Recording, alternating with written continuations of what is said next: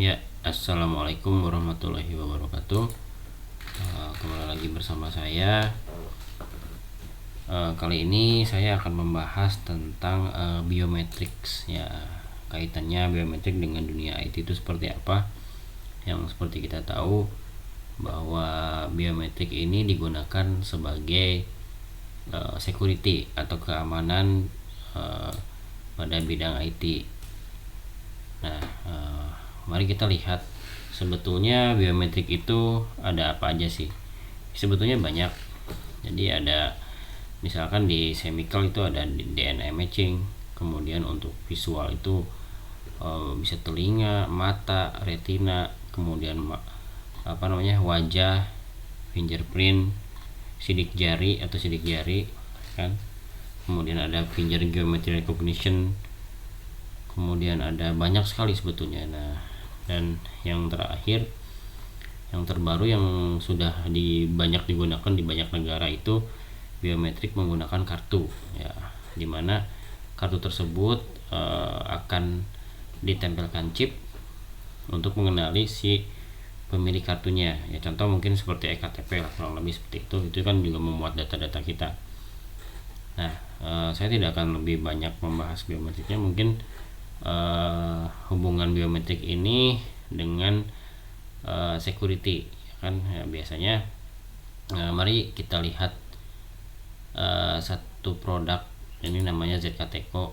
Mungkin saya tidak di endorse oleh ZKTeco ya, cuma saya melihat di produk ZKTeco ini memang mereka memang fokus ke biometrik. Jadi kalian bisa lihat di sini produk-produknya banyak yang menggunakan biometrik gitu, teknologi biometrik, dari mulai sidik jari. Nah, mereka ini memang dunia memang nomor satu sih, sidik jarinya sudah terkenal gitu ya untuk ZKTeco ini. Saya juga tidak akan membahas lebih detail, ini hanya sekilas saja kenapa saya memakai produk ini, karena memang cukup lengkap gitu ya. Jadi nah, ini produk-produk yang mereka jual itu mulai dari mesin absensi, mesin access control, sampai entrance control. Nah, nanti kita lihat satu-satu ya. Nah, contohnya mesin absensi itu seperti apa ya, yang sekarang sedang marak digunakan itu contoh multi biometrik nih.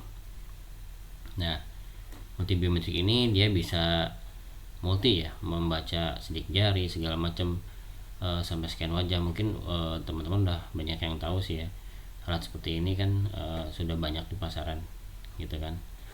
Kemudian ada yang scan wajah. Nah, jadi alat-alat seperti ini memang lebih ke security ya, baik itu buat absensi atau untuk akses. Jadi saya ulangi ya, jadi alat-alat semacam ini sebetulnya dia lebih cenderung ke dua fungsi, yaitu fungsi untuk absensi dan untuk akses gitu. Nah, nanti kita bicara lebih panjang lagi mengenai dua perbedaan fungsi ini apa saja, dimana biasanya sih kalau di perusahaan-perusahaan itu lebih banyak digunakan untuk absensi ya. Mungkin hanya perusahaan-perusahaan besar yang menggunakan untuk akses, karena hubungannya nanti bisa dengan gate, kemudian okupansi kontrol segala macam, itu banyak. Oke.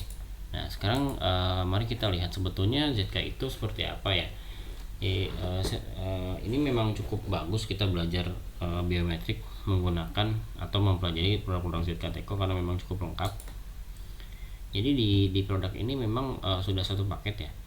Ada produknya, misalkan nih ada untuk yang tadi ya sidik jari segala macam, ada akses kontrol, ada sidik jari, ini akses kontrol untuk pintu, kemudian entrance control, contoh seperti tripod seperti ini, itu semua bisa diintegrasikan dengan dengan software ya. Nah, softwarenya ini itu berbentuk website.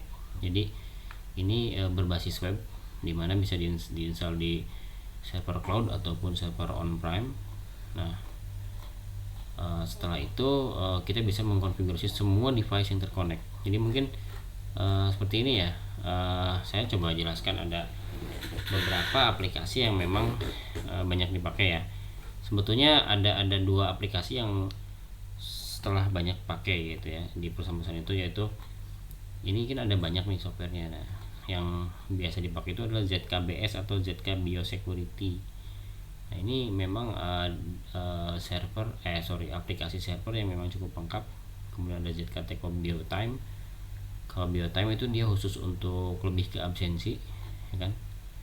Kemudian ada ya yang lain mungkin tidak akan saya bahas karena yang ZK Biosecurity ini sudah mencakup semuanya. Jadi dia memang berbasis web, kemudian bisa mengintegrasikan semua dari mulai daftar personilnya, kemudian waktu kehadiran, kontrol akses segala macam, ya sudah cukup lengkap. Nah, mari kita lihat sekarang aplikasinya seperti apa. Nanti setelah ini apa hubungannya dengan hardware itu seperti bagaimana gitu ya.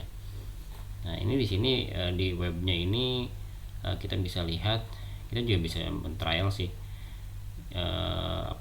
Kalau mau coba misalnya nih untuk ini ada online demo, silakan Anda bisa klik. Nah, nanti di sini passwordnya admin ya. Ini semua orang bisa akses sih, bebas ya untuk trial gitu ya. Nanti di sini berangkat dari sini kita jadi bisa mengerti biometrik itu seperti apa ya. Jadi di sini ada menu utama itu person. Kemudian ini ada nah ini person ini ada apa aja. Ini daftar untuk orang personelnya yang didaftarkan. Nah, ini di sini kalian bisa lihat ini ada modul-modul lisensi yang memang berbayar, ya kan. Contoh ini ada akses. Nah, semua alat yang berkaitan dengan akses kontrol itu akan masuk ke modul ini. Jadi di sini ada device. Nah, kita klik device. Nah, semua device ini muncul di sini gitu. Nah, kemudian berikutnya ini ada modul attendance atau absensi. Nah, kita bisa lihat seperti apa aplikasinya seperti ini. Oke, mungkin saya nggak akan terlalu banyak membahas ini ya, karena kita akan sekilas saja mengenai biometrik itu seperti apa. Oke, mungkin coba saya jelasin dulu kalau untuk biometrik security di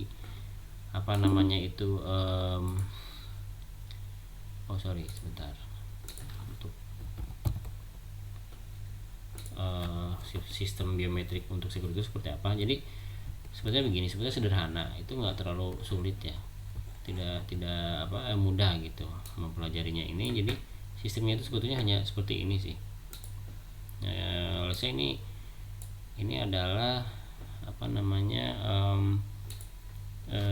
aplikasi ya, aplikasi web untuk manajemen biometrik. Nah, di sini konektivitas ke device itu sebetulnya mudah ya, karena contoh di sini ada device nih, itu hanya terkoneksi dengan kabelan aja ya, seperti itu, konek ke aplikasi. Ini katakanlah ini server ya, ini server gitu, ini server nih, server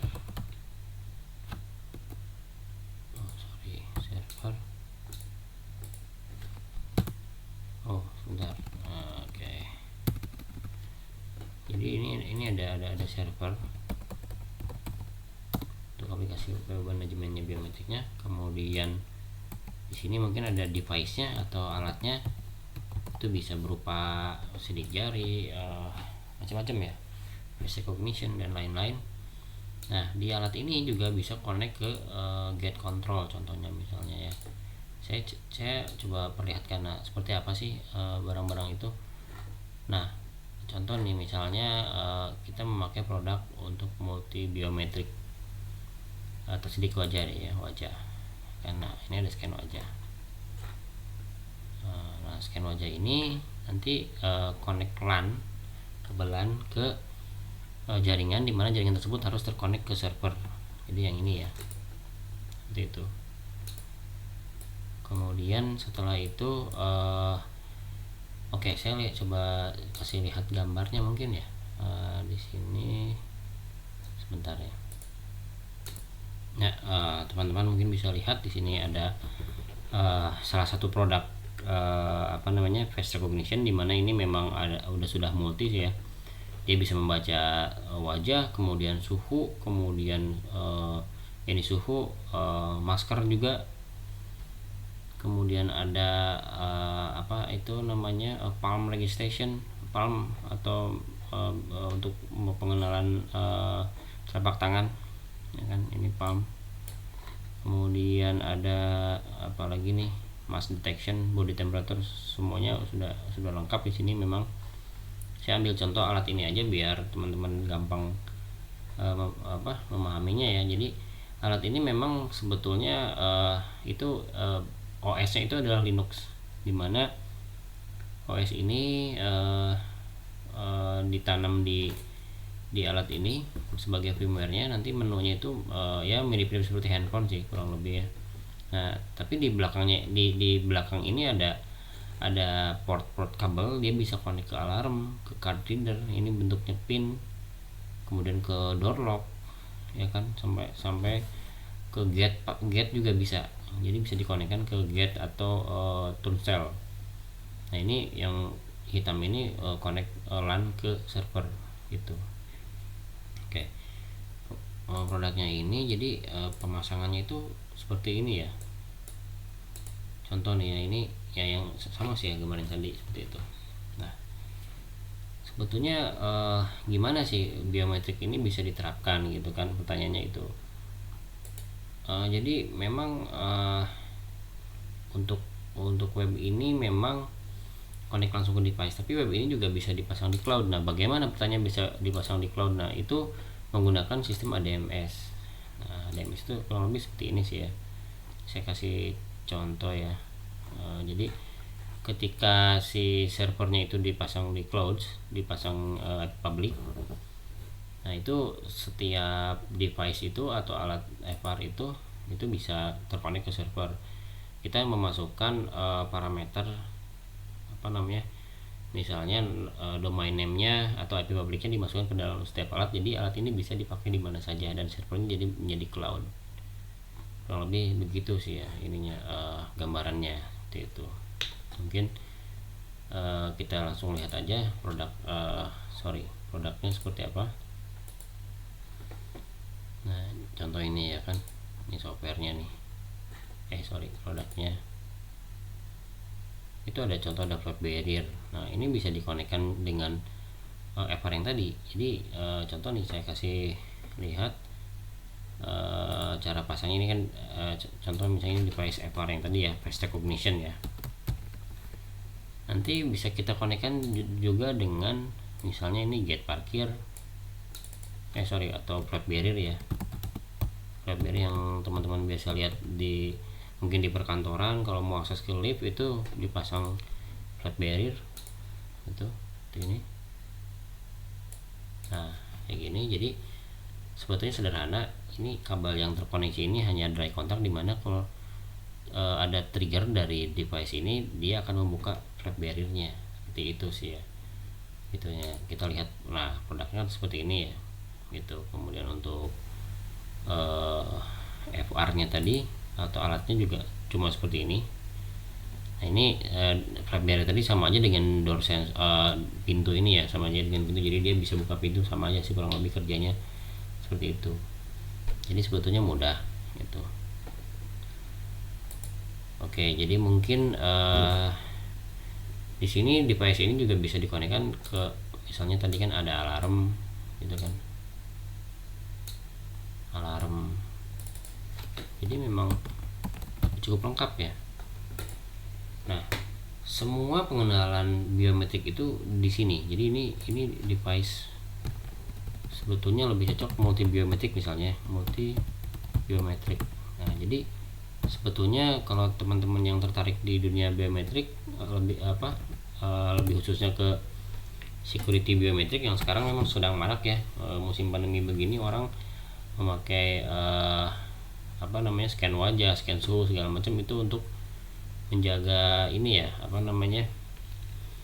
social distancing itu kan, dimana bisa contoh nih untuk kebutuhan pandemi nih, flat barrier-nya itu ada